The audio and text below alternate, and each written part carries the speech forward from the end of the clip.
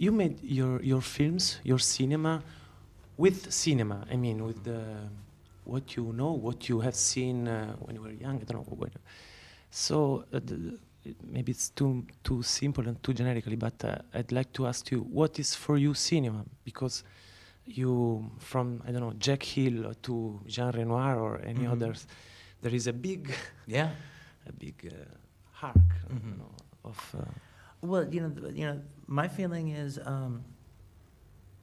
there's, there is no such thing as high cinema and low cinema. There's just cinema, and there's good cinema, and there's bad cinema, and it's just what you respond to. But if you do respond to an artist's work, or you do respond to a piece in particular, well then, at the end of the day, Jack Hill, Jean Renoir, there's no difference. No, actually, there's a gigantic difference between the two of them, and being able to articulate the difference and articulate the pleasures, is part of getting to understand cinema. Is part of appreciating it. But as far as just when it comes to good cinema, it's you can both. There's not a dichotomy there. You can expect them both, and I expect things from Jean Renoir that I don't expect from Jack Hill, and I expect things from Jack Hill that I don't expect from Jean Renoir. And this for you makes like a relation with the pleasure more than the others? Kind of. Well, cinema is my #1 art form, so I don't have to try, for that.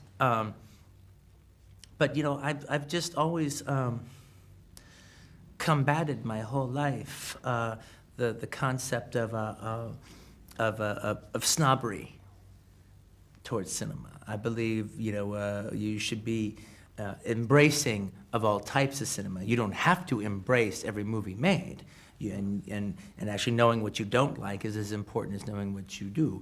But I don't believe in the class system when it comes to movies, or even when it comes to directors. Now, truthfully, when it comes to some of the more exploitation movies that I like, there is I tend to have a forgiving nature about the things in it that might be cheesy, or the things in it that might not work, or whatever. But the same thing about some of the greatest directors ever made, whose a lot of their work has dated. I forgive that too, and it's not even a forgiveness. It's just I kind of even like it for that. That is what it is. But to me, it's more about the pleasures, adoring the pleasures, than criticizing or holding against it the deficiencies. What I find out in your cinema is that more than pleasure, it's really something like a glorious joy. It's joyful to be cinema. In one sense, it seems to me that you are the only one recent, but the only one director actually. Mm-hmm. In one sense, the only one director, living director, who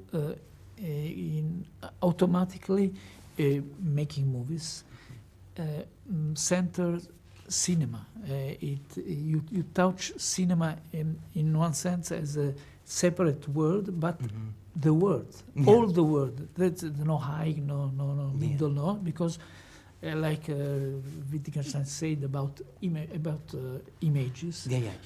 Every is a stone is much nearer to a flower or to a man than to the image, than to the thing that you see in the image.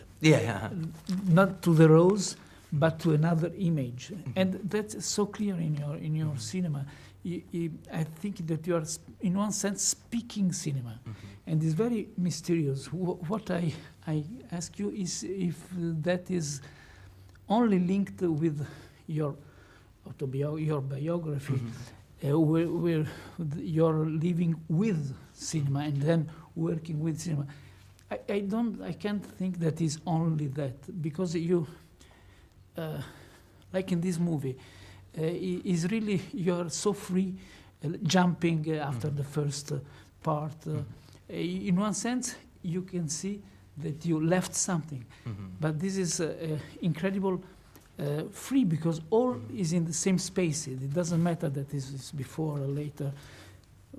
Well, that's... I mean, you're right. I mean, the thing is, I mean, look, cinema is my life, and I've dedicated my life to it. Now, obviously, it is not the only thing. You know, I love music, I love literature, I love all kinds of things.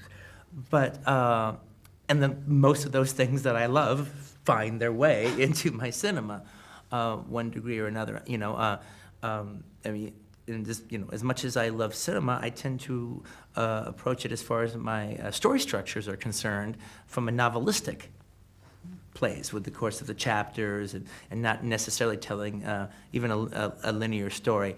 But then it's like a, you know, but at the same time, whenever I've read books and they've done structures like that I've liked, I've always thought about how cinematic it is if somebody were to do that.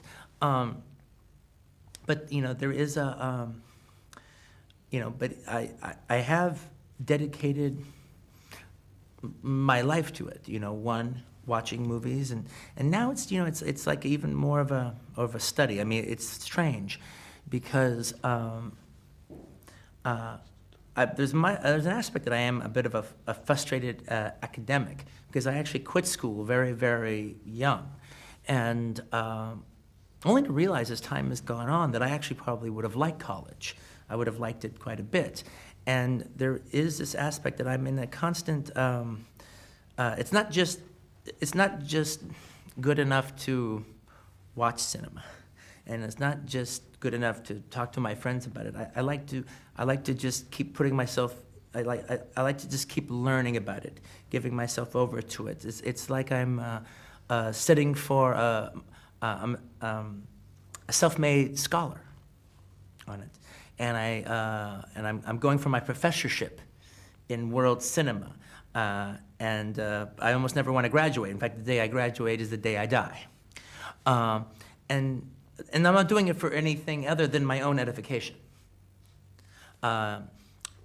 Just like, for instance, you know, this is something I do all the time, is I'll write cinema pieces, or I'll write reviews. And I'm not really in any hurry to publish them. Maybe at a certain point when I have enough, I might put a book out, or maybe I won't, who knows. But I do that to write my thoughts down so it's not just like, it's easy to just watch a movie and then you go away and then, you know, you forgot about the movie. But as I see something that makes me think about it, then I write it down, and then I never forget it. And I'm struggling trying to articulate myself about what it is I like and what it is I don't like, and I make notes, and I make notes just like a scholar would, and then I just put those files away to take them out later to look at them. To give another example of this scholarship is, you know, about 3 months ago, I had a book that I bought, I don't know, 5 years ago, but I've never read, and it was a book on the work of a female director, Dorothy Arzner, you know, who was one of the only female directors working in Hollywood in the 20s and 30s. And I've never really seen any of Dorothy Arzner's work, you know, so, but I, you know, was interested in that book, so I bought it, and, you know, I didn't read it for 5 years. I took it off the shelf, read it, got very fascinated with her, and then set out to start seeing some of the movies. And I saw about, you know, 4 or 5 of them, and then I started making notes on them, and making notes, and then I put it away, all right? And then I, you know, moved on. And it was just, now it's something, now I can talk about Dorothy Arzner, and now I have a sense about it. And I put pen to paper to actually really deal with some of my feelings about what I came across. And, you know, and I learned things. And now, boom, I have that. Now that's in my head, and it's in my canon, and then, you know, somebody else. And I'm always doing that. I'm always getting into a kick, either a kick on an actor, a kick on a director, a kick on a type of movie, and then I just kind of voraciously, you know, search it out and devour it, and then boom, then I'm done, and then I move on.